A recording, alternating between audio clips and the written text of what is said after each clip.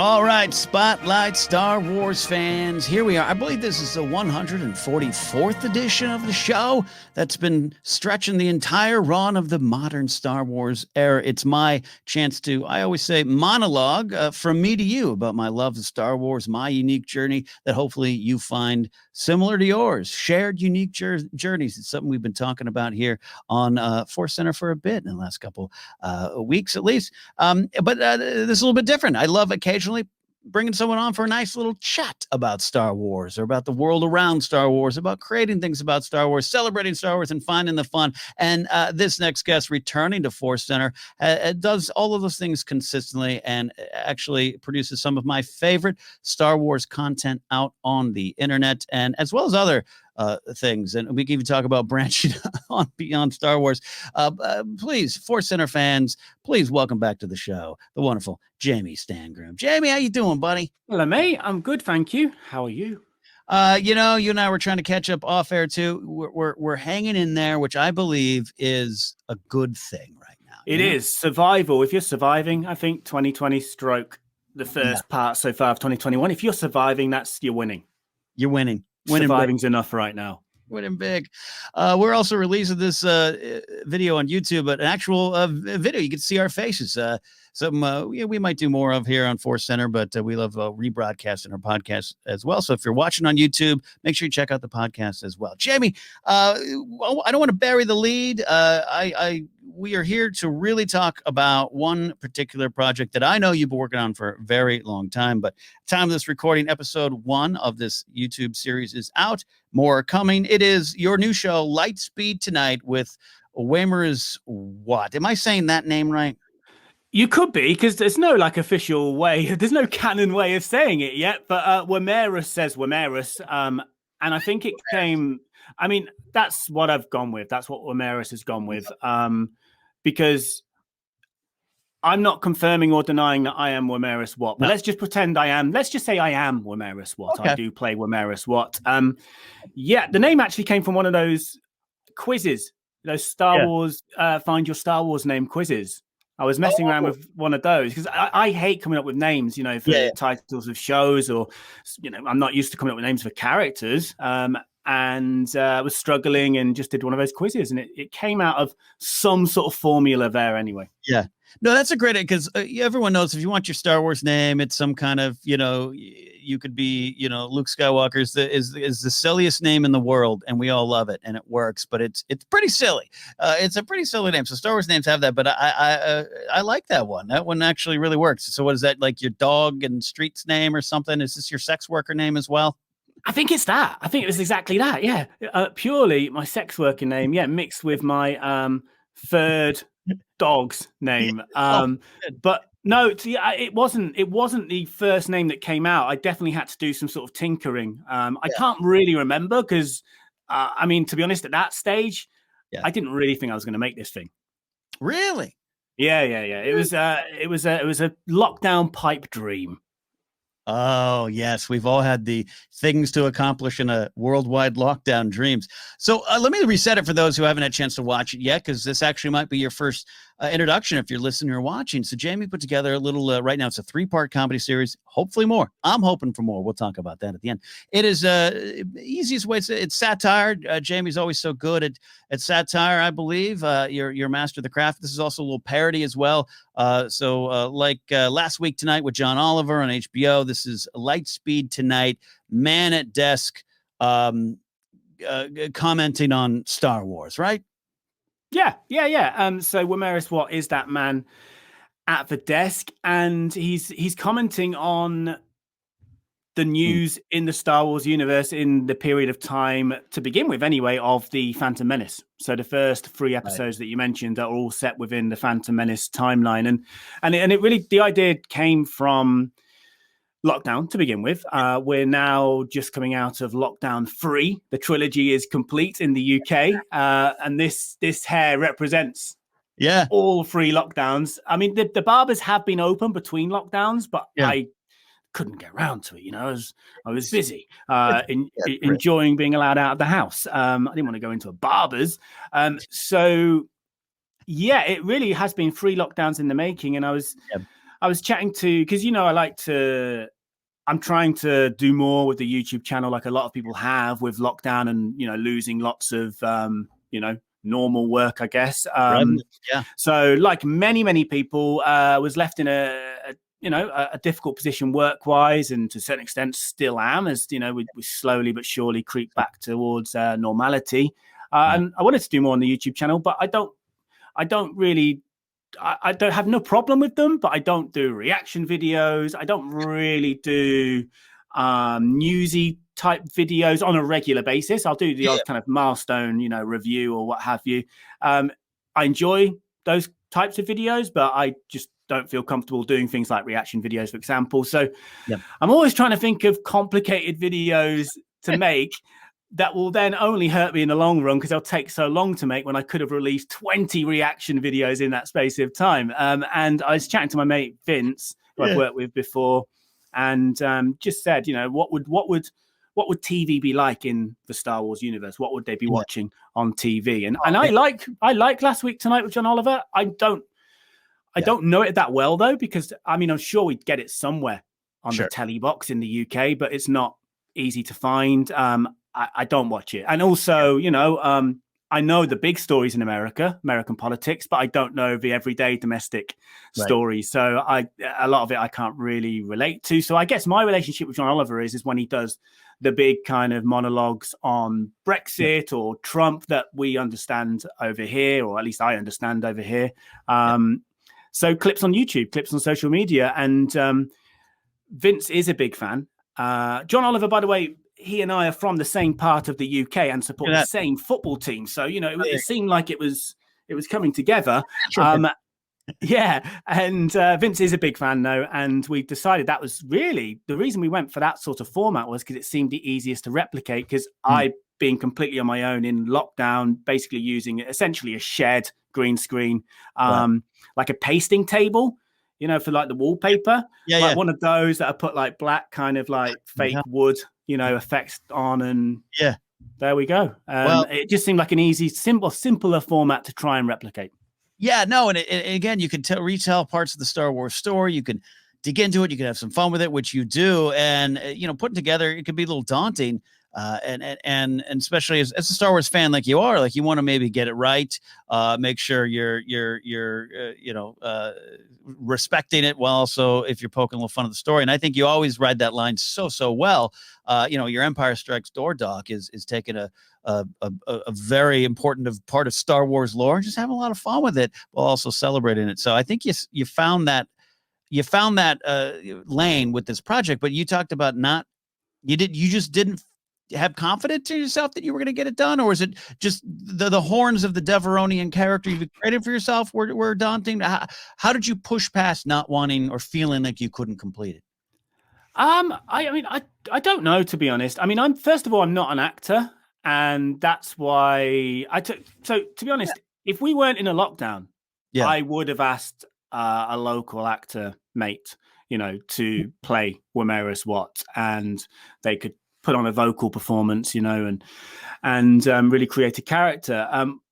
But we didn't have that luxury. So Wameres Watt is basically just me with face paint on. I'm not changing my voice or anything. I didn't want to attempt to. Maybe I could have pulled it off, but I didn't want to attempt to. I'm not confident. I'm not an actor. And so all I could do was do a slightly exaggerated version of me, really. And Star Warsify it, in terms of the language at times. And it just, to be honest, the picture I had in my mind, I could never have probably produced, even if I did have more than just me, one man and his camera in a hot shed with face paint dripping off him. I don't think I could have produced that picture anyway. I think we do that, don't we? Always set up, our visions too high. And I don't know, it just seemed like something that, and I filmed it a long time ago. And also there was a few disasters getting to actually finish filming it. To be honest, I was making it up as I went along. Apart from the script process, which you're involved with, after the script, I was making it up as I went along. But look, what you're describing is a very Star Wars like story.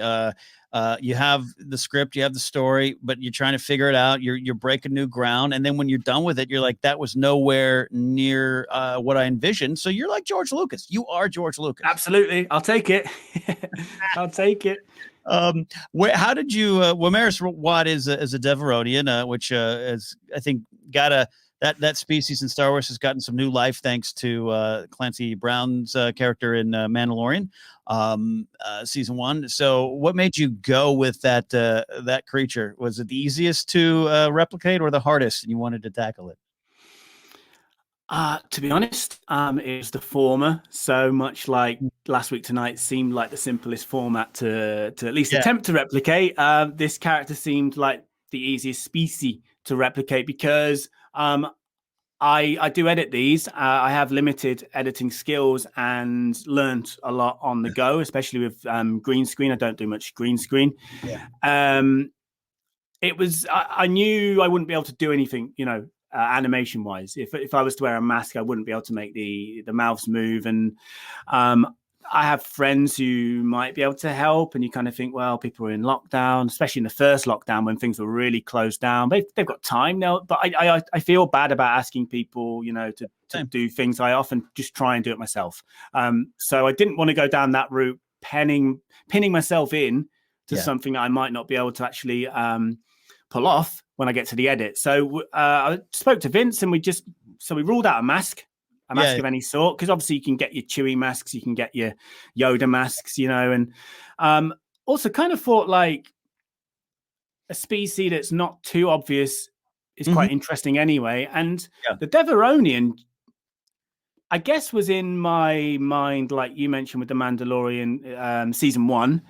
And also I've always for me it's always been the one you see in the Mos Eisley Cantina obviously in the original Star Wars film. That's always just been one of those first characters that sort of springs into my mind when someone says, the Cantina. I don't know why, just that shot, that quite close-up shot of that Devaronian there, just with paler skin to Wameres. Wameres is more like, is it Berg in the Mandalorian, or Borg or Berg, or more red. But so it kind of takes me back to childhood in a way as well, just that vision of the Devaronian who I relate to, the Cantina. I love that connection. That is one of those shots. It's that's Star Wars. It's a second on screen. It's in our hearts forever. So that works for me. When you finally got the horns on and you sat down to tape yourself, right? You probably were by yourself. Did you roll camera? Was Vince there? Or was it just you and the show? No. So this was like when we actually filmed it, we were towards the end of the first lockdown, which was the real serious lockdown, when we were still figuring out, what was going on in the world, what this disease really means, and how we can obviously work around it. So no, purely on my own. In hindsight, probably should have got Vince on FaceTime or something to direct me a little bit. But I had lights to sort out. I had cameras overheating. We had like a crazy hot spring in the UK. Right.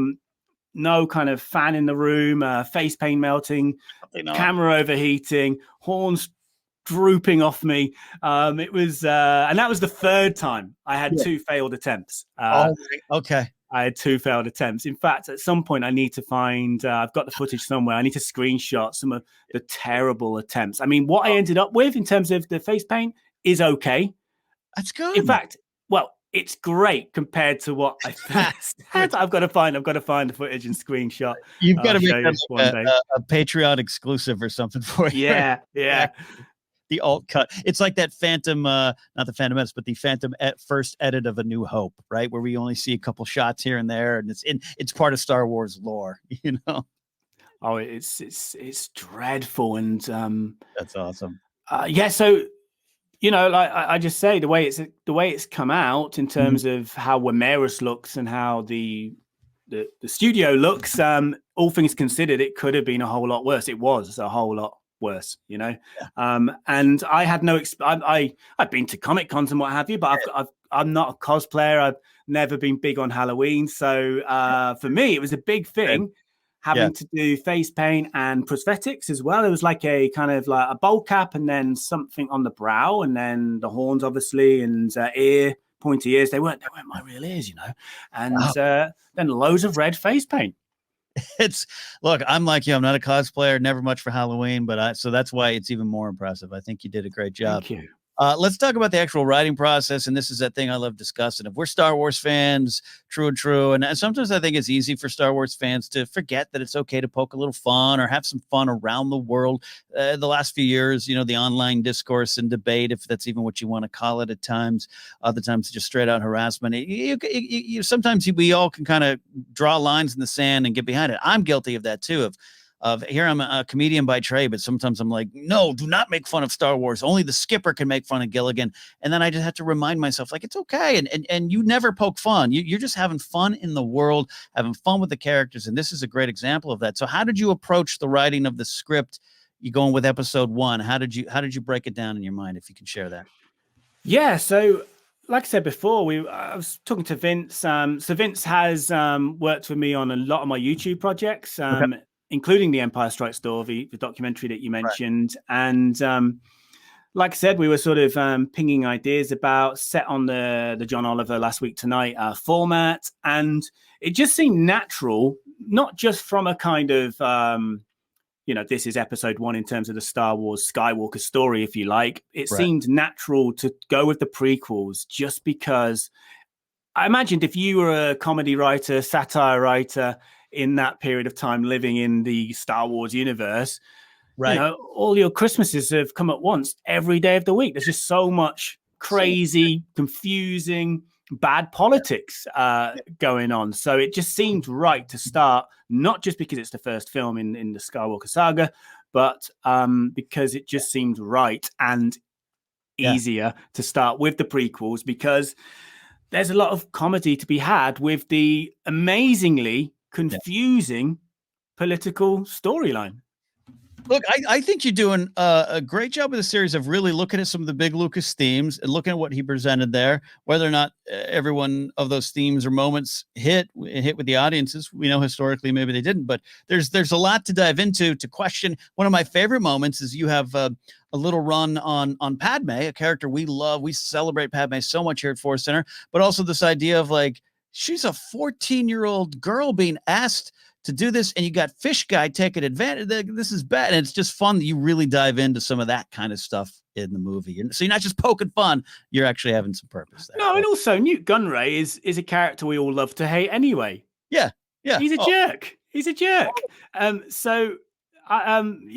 Wameres, digs in deep on Newt. He roasts him, and that's a callback that follows throughout the 3 episodes.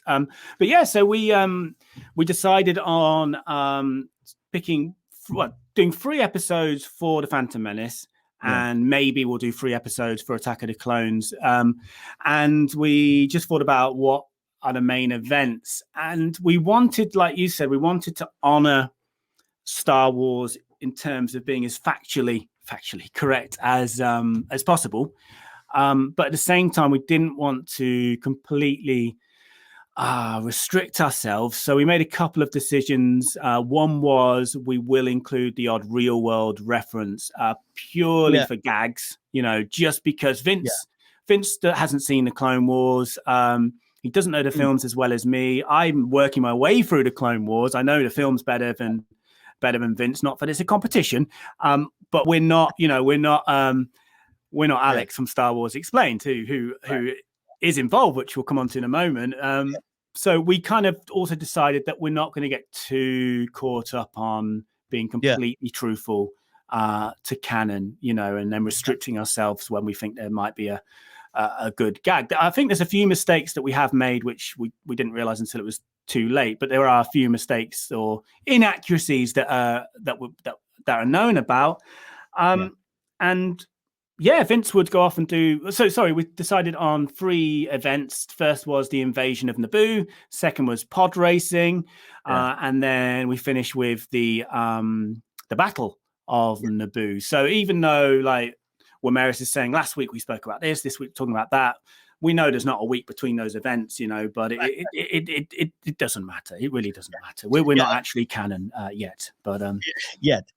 Exactly. I do think there needs to be more reporters and entertainment forums and stars. Yeah, and I'm sure you'll get probably the odd like, well, the Battle of Naboo happened 2 days after. Yeah. You have some fun. You truly are. Again, you're like George. Hey, George, here's the canon. It's not what my story needs. I'm going to go in this direction. That's what you need to do. You need to tell your stories. Yeah. Script George. Sorry, because George wasn't. George did George said something about continuity, didn't he? Something disparaging about continuity. Infamously not too concerned about it, but also kept with a lot. He had a lot of it. I think you go to those early drafts of the Star Wars, you see a lot of concepts like Naboo and Mace Windy and the Jedi Bend. It's all kind of there in his head. And just, as you're making a film, you got to whittle things down. It's like adapting a novel. You're not going to hit every page. So I love that. I love that about George. Leia does have weird memories of a mother she never met, but hey, it's Force. The Force. I keep going to that Clone Wars episodes we actually just reviewed here in ForceCenter, where Padme is on Alderaan on a balcony looking out. And she's kind of sad, and she's beautifully sad, and maybe Leia picked up on that, and that's all. Now it all ties together for George. Yeah, but then I have to say I like that, and I feel like I've become more like that through the process of making. I've become more like George Lucas through the process of making Lightspeed tonight. Because to begin with, to be honest, I didn't like the idea of real world references. That was Vince's idea, because Vince did the first sort of skeleton draft, and we would then build it up together, add the meat to that skeleton.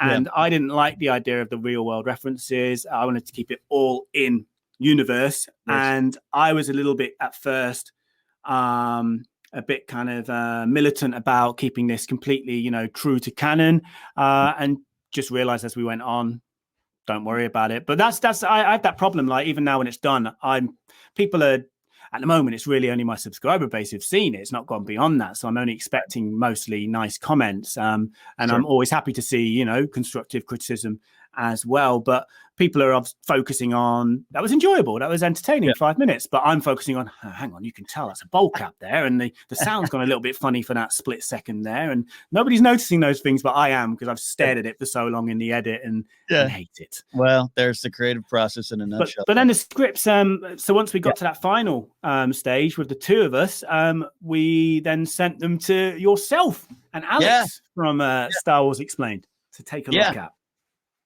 Which was, I love that, and I appreciate that faith in anything I think or say about Star Wars or jokes and comedy, and it was fun, and that's why. And I've seen all the cuts. At least, I don't know, maybe you did some final tweaks, but I think people are in store for, for some even more fun. Yeah, no, it was great, and it was weird, and I think we even Alex had an email exchange where it's like, hey, there's some modern references here, and how do you work it in? But I hope we gave you good notes, because I don't even know. I'm as a creator myself. It's like it's very vulnerable. It's very vulnerable. So I'm always hyper aware, and I feel like the creators got to trust their vision, and I knew you'd do that. Yeah, but at the same time, I feel like, and this probably comes back to George again. I'm gonna stop comparing myself to George Lucas here, although you started it. I did. He, maybe. He was flexible in a sense with continuity, but then when you watch those prequel sort of behind the scenes making of type featurettes and the documentary, he wasn't flexible when listening to others around him always, was he?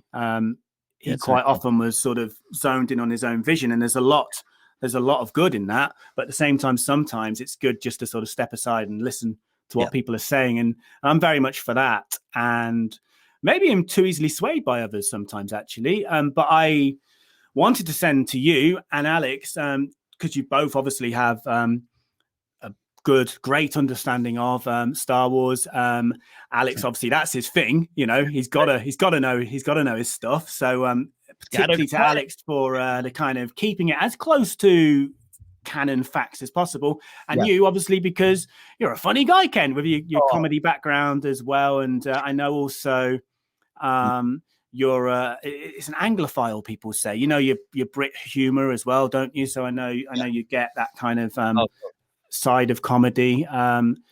So and to be honest, I think Alex questioned the real world references. He said the gags work, but it is a bit weird having the real world references, and that's completely true. And we did actually take one out. I think we had a Lady Gaga one, which Alex actually singled out, and that's gone. Which I got to tell you, I don't disagree with Alex's assessment of that. I understand what he was saying, but it's like Real World or Lady Gaga. Which one is more Star Wars like? I think Lady Gaga. Yeah, exactly. Yeah, we should have kept that in. I can't remember what it was now, that gag, but it's gone. Bjork's in. Bjork's in though. So actually, there weren't many notes from you both. You both seemed pretty on board, and you gave. I won't go into what you said, but it was an idea you had, which is being taken into account for should we make more moving beyond these 3 episodes. Yes. Character development for Wameres. Do it.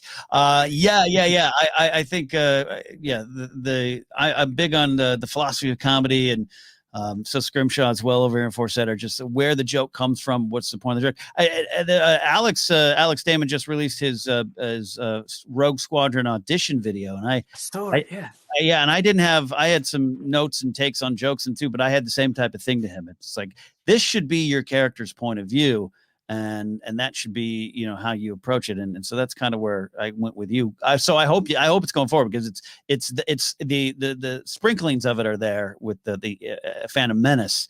But as we get towards Attack of the Clones, I want you to explore that. So I want you to go on and do more. Are you going to do more? I don't know. I mean, probably, yeah. But like at the moment, I'm in that stage where I don't like it. I'm still hurt from the edit, because the edit was horrible. Every process apart from the writing has been horrible. And totally, I'm used to low views, so I'm thick-skinned enough in that regard. And I'm also at ease with the fact that this is a slow burner, this kind of series. You could find it in 5 years and it will still make just as much sense if you're a Star Wars fan, So maybe by the time I retire, if I can ever retire, it might be a hit by then. I'd be happy with a little cult hit, a little minor cult hit online. That's fine. That's absolutely fine by me. So I don't know. At the moment, it's not because the views from the one episode are low. It's more I'm still in pain from the edit, and I'm still annoyed by the fact that I can see the bowl cap join on one side of his face, and where the ears are, the half ears, the fake half ears are attached. But at the same time, I've learned so much throughout the process. I've learned, I haven't learned the language from lockdown. I haven't ran a marathon or anything, but I have learned to stick horns on my head and, make myself look a little bit like a Devaronian. So maybe I should honor that. And I've also worked out how to edit it quicker as well, a better sort of workflow. So maybe I should give that a go and make more. Maybe. But see, this is like me learning to cook with an air fryer during the lockdown. The first one, I was unsure. The second one, I burned myself. But then it's just easy. And now I have restaurant quality taquitos right there in my kitchen. You know how to do this. You can edit it. You can get those horns on easier. And I think I'm going to start an online campaign to make sure you go forth with this. Well, I was doing a live stream on the channel, on my channel earlier, and one of your ForceCenter listeners, Gaz Nottingham is his name on YouTube. I think on ForceCenter you know him as, because he told me to say hello and that he's your number one fan. I told him it's not a competition, but he claims to be your number one fan. I think it's Gareth_Vader, I think he said, or Darth. Gareth Vader. He just had a great question on our main show this past week at the time of this recording now. So yeah, I know Gareth. He said hello. Well, we all know Gareth. We all know Gareth. Yeah, the two of us in this conversation know Gareth. He started a hashtag on the live stream, which goes out to like 30 people, of make Wameres what canon. So maybe there's a bigger goal here. I think that's it, because there are some mentions of and characters or reporters even in the modern canon. I know there may be more in Legends, but how do the people in the galaxy get their news, get their entertainment? I want to know. I know it's a holocron or a holo news net or whatever. Not a holocron unless you're Jedi or Sith. I get it. But yeah, it makes sense. I could see this character existing in Star Wars. Well, someone sent me, when I started teasing, I did that classic thing where you're excited about a project when you realize you're actually going to do this and it's a bit interesting and everyone's absolutely going to love it. You start teasing and that's before you realize it's going to be an absolute nightmare to make. So you've started teasing something's coming soon, 5 months before it actually does arrive, 3 lockdowns later. I started doing that, and someone, this must have been a little bit further down the line, I'd filmed it because I did like a sort of screen grab that silhouetted it a bit. You could see it was Devaronian because of the horns, and someone sent me an image of a Devaronian news reporter, sort of animated. And I was like, oh my God, no, I hadn't seen this. And now people are going to think I've just copied that. And I believe it's from Detours. So it's not seen the light of day yet. Yeah. Okay. Yeah. I don't know. Yeah. That'd be great. Yeah, it makes sense. See, then, great comedic minds think alike. It's awesome. Wrapping up here with the great Jamie Stangroom. Again, a lot of you here in ForceCenter might be hearing about this project for the first time through us. Make sure you go to Jamie's YouTube channel. I always say go to Jamie's YouTube channel because you got some spectacular interviews. You've got some recent ones that are just really awesome with these, the actors that kind of make up the Star Wars galaxy, and then they also need to seek out The Empire Strikes Door here. So we'll promo even a little bit more at the end here. But in closing, Jamie, what have you learned through this writing process with these 3 episodes of Lightspeed Tonight, focusing on the Phantom Menace? Have you learned anything new? Have you gained any new appreciation of the Phantom Menace? I think I have because my youngish mind, when the Phantom Menace came out, was all in for the lightsaber duels and the pod race, but it did not understand what the hell was going on throughout the rest of it. However, going back to it and really going deep into it in terms of having to watch it and go beyond watching it and researching, what happened with Newt Gunray after the Phantom Menace, because there's a little line in Attack of the Clones that he got away with it in the court. So going to find out what really happened, to sort of think about what we might write in the future. It's given me a new kind of angle on it, and an appreciation of, actually, even though it might have seemed confusing at the time, to me at least, there was some clever writing and such a rich tapestry of storytelling from George Lucas that, in some ways, the adults that should have understood the political side of it were probably waiting for the action. We're only there for the action, but really there was a film there for grown-ups, for kids, but it just didn't seem to hit the mark at the time. I love it. I love what you're saying about it, and I think that's pretty valuable. It's a lesson of choices for children as you go on your journey, and what you're going to face. But also, George is telling us, hey, be careful about trusting those big organizations and governments, and they can eat themselves in their quest for power. So, yeah, it's all there, and I think satire and parody can kind of bring that out sometimes.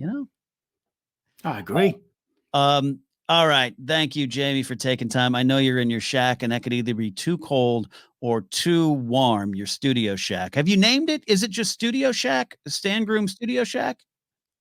I haven't, but maybe you just have named it, but I won't be using it after a few months' time. So we'll have to make the most of it for the next few months with its new name. What was it? Stangroom Shack? Stangroom Studio Shack. Stangroom Studio Shack. Yeah. Patent pending. Where exactly can they find this and all the things you do? Tell the ForceCenter friends where they can track you down. Yeah, thank you. So the YouTube channel is called The Geekend. So like the rapper Weekend, ND, it's the Geek ND. YouTube.com, The Geekend. My name is also in the title at the moment. It will be removed at some point because the channel previously was named after me because of my massive ego.